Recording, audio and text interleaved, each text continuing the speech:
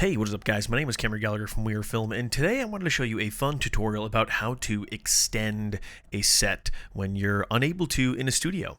So this was a commercial that I was shooting for another company where we were doing a backdrop, and we wanted to be just kind of this pure blue backdrop. But the problem was that we couldn't paint a cyc that we did have access to, and the color that we were looking for was very specific, but it also wasn't coming in larger sizes. So what we had to do was basically create a set extension. Now, normally this used to be very difficult, or you'd have to use After Effects and kind of some patch and creation, and it would just kind of take a little bit. And this is a new fun way that we can use AI in Photoshop to do so.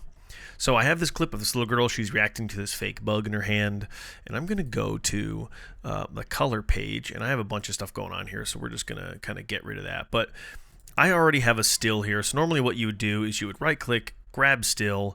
Now in my case, I want to make sure this is colored completely. That way this is the final color, so nothing's going to change after this, because that can cause a huge problem. And then I'm going to right click and export, and I can export this as a TIFF anywhere that I would like, which is going to allow me to use it. So anyway, do that, and then we're going to hop over to Photoshop. Okay, so now we're in Photoshop. I do use the light background on Photoshop because I am nuts like that. But this is Photoshop 2024, which of course has a bunch of really cool AI features, and that's why this is so useful. So in the past, you would have to kind of clone, stamp, or copy pieces, which it really wasn't that bad, but there wasn't the flexibility and I think the accuracy that now the AI model provides. So what I'm going to do is make sure that this is selected here, the kind of selection tool, the square one, and I'm going to click and drag and just select all of the stands over there. I'm missing a little bit, but not a big deal. Now, what was a little bit confusing is when you click generative fill and then you just click generate, this usually will try to autofill with whatever it thinks you're trying to do. So in my case, it should just fill this in with blue background. If not, we may have to change that up. But the great thing is that you could do many things. So, okay, that looks pretty good. I actually prefer this. So I think the background looks more natural in this. And even though this wall is here, we can fix that later. So we're going to do that again for over here. And I'm going to try to select as much blue as I can. Generate.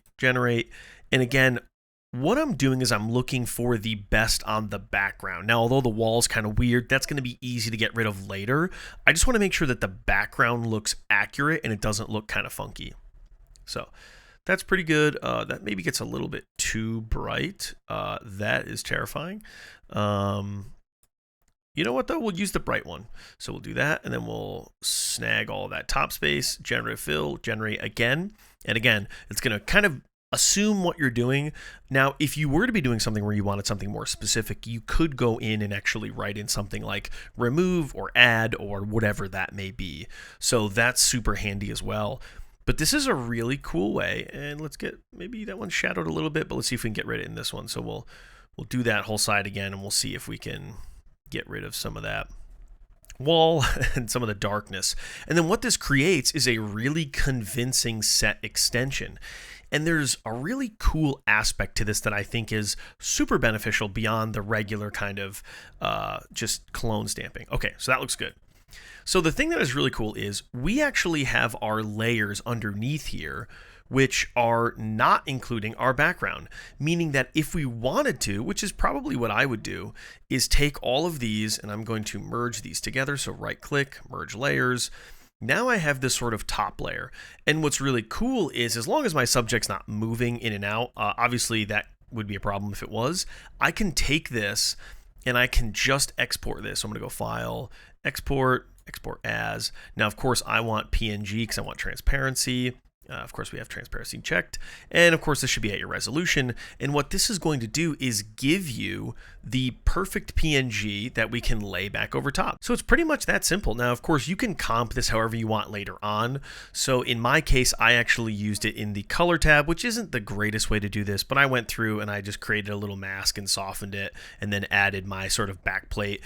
You could do this in After Effects. You could do this in Premiere Pro. You could just create a mask, but it looks pretty convincing and it creates this really cool ultimate blue effect. You can see what mine originally looked like. I'm using a different version, but same idea. You can create this full-on giant set that doesn't exist with the use of the set extension. Now, I have seen this a lot in like faking matte painting, so of course you could always add something, but I think this is a really fun way to just do a set extension, and especially if you have a backdrop, it's really easy to just copy the edges. So same thing if you had a boom mic in the shot or something, you could easily get rid of it. It's fairly impressive how quickly you can do it. So anyway guys, that was a quick tutorial, and hope you enjoyed, and I'll catch you guys later.